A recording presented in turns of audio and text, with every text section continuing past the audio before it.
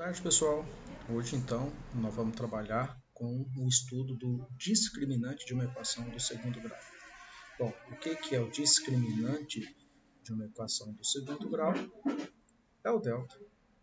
Então, hoje a gente vai estudar um pouquinho mais a fundo em relação ao delta.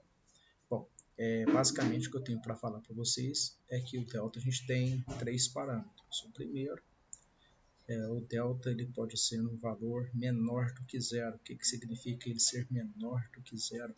Significa que ele é o que? Negativo. Se o meu delta for negativo, a gente vai ter, digamos assim, vai implicar em uma solução. E a solução da equação do segundo grau vai ser representado pelo φ. Por quê? Porque vai ser uma solução vazia. O meu discriminante ele pode ser igual a zero. No caso do discriminante ser igual a zero, a gente chama ele de nulo, tá certo? Quando o meu delta for nulo, quando o discriminante for nulo, o que vai acontecer? Você tem que lembrar que o x da fórmula de Bhaskara é dado por menos b, mais ou menos a raiz quadrada de delta dividido por duas vezes o valor de a. Se o valor do delta, então, for zero, esse valor não vai alterar. A gente vai ter apenas uma única solução para a nossa equação. Tá certo? Então, quando o delta for igual a zero, a gente vai ter uma coisa que é chamada de solução única. Tá certo?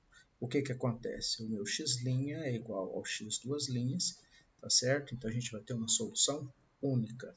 E o terceiro e último caso, a gente pode ter um valor de delta maior do que zero. O que significa maior do que zero?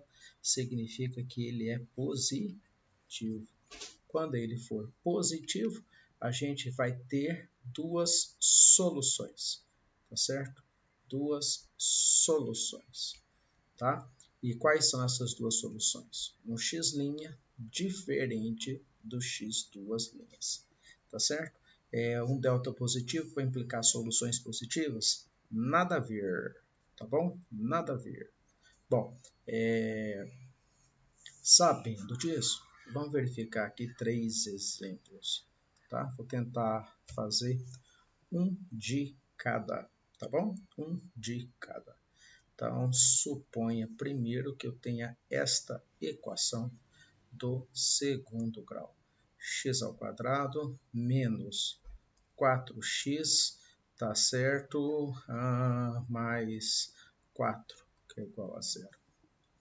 Vamos calcular o discriminante. Para eu calcular o discriminante, eu tenho que achar o valor de A, o valor de B e o valor de C. Tá bom? Tem que achar o valor de A, tem que achar o valor de B e tenho que achar o valor de C. Como é que eu acho o valor de A, o valor de B e o valor de C? Olhando. Só preciso olhar para a equação. Nesse caso aqui, o valor de A vale 1, o valor de B vale menos 4 e o valor de C também vale quanto? 4. Bom, vamos calcular o delta. Como é que eu calculo o valor de delta? B ao quadrado menos 4AC. O que é delta? Menos 4 ao quadrado menos 4 vezes 1 vezes 4.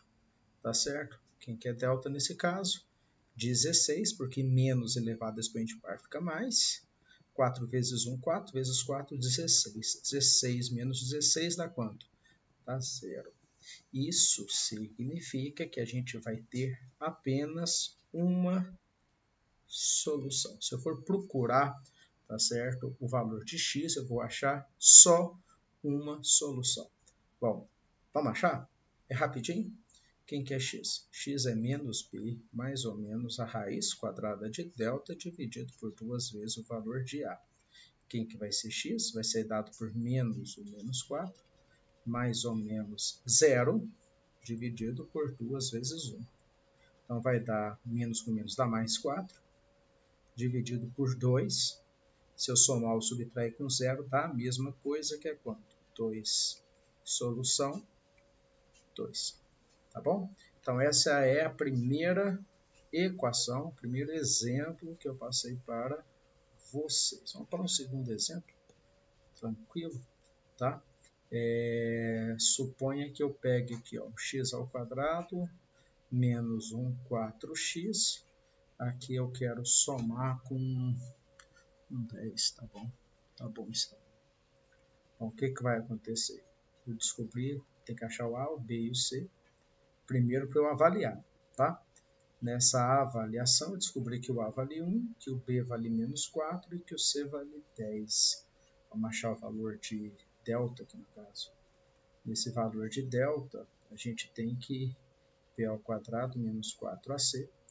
Quem quer delta vai ficar menos 4 ao quadrado. Menos 4 ao quadrado. Menos 4 vezes o valor de A, que é 1. Vezes o valor de C, que é 10. Quem quer delta? 16 menos 40. Isso aqui dá quanto? Menos 24. Um delta negativo. Não tem raiz. Como é que eu sei que não tem raiz? Se eu fizer uma análise, tá? Se eu fizer uma análise do x, é menos b mais ou menos a raiz quadrada de delta, dividido por 2 vezes o valor de A. Como é que eu vou calcular a raiz quadrada de menos 24? Qual é o número que é pertencente aos reais, ou seja, um número real, tá certo? Que a raiz quadrada, que nele elevado ao quadrado vai dar menos 24. Porque para encontrar o resultado de uma raiz quadrada, tem que pensar na operação inversa, tá bom? Ele não tem uma raiz, por ele não ter raiz, a gente vai falar que a solução é φ, ou seja, o conjunto vazio, tá bom?